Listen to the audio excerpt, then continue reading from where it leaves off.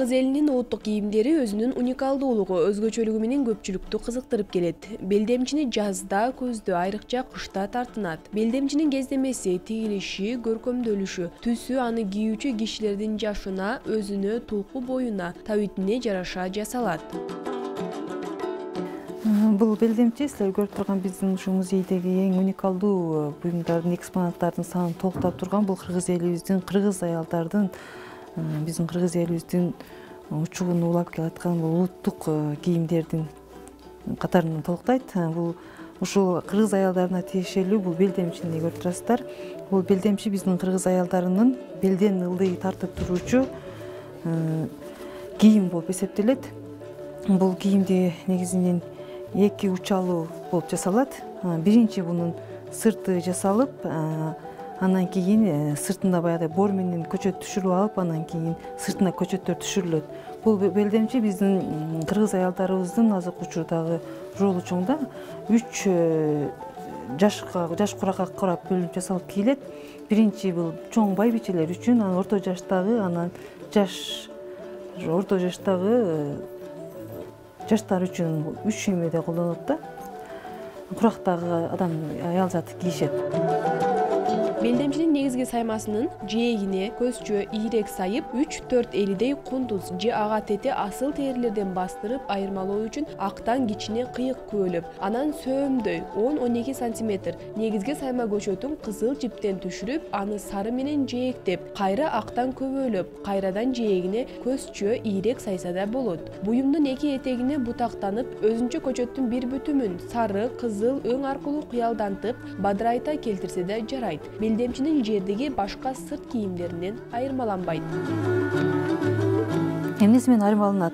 Булар биринчи жасалышы байбичелер үчүн жука кебес же жанагы ара төрөлгөн козу улактардын терилери, ышталган терилеринен жасалат. Анан кийин булардын да орнаменттери кош тиркелип жасалып, кызыл, жашыл цветти түстөр менен берилип, ортолору айманчоктолот. Кайсы курактагы айырмачылыгын билүү үчүн биринчи бул орнаменттерден билинет. Мисалы, чоң байбичелер үчүн карга тумшук, кочко тумшук деген орнаменттер бар да, бизде ошолор менен айырмаланып жасалат. Ал эми орто жаштагы бул келиндерге үчүн бул жука кебезден жасалып, мындай жумуш кылууга ылайыкташылган. Анан бул белди, ички табачтарды жылуу кармап турган улуттук кийим болуп эсептелет.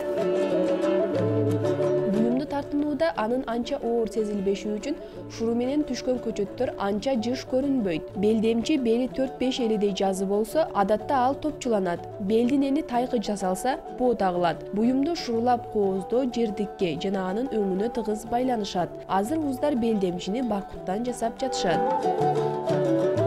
Бунун арты жагыдан бир 4 карыштай коюлуп, анан көчөттөлөт. Бул көчөткө баягы кыял оюму деген көчөт түшүрүлөт. Кыял оюмуну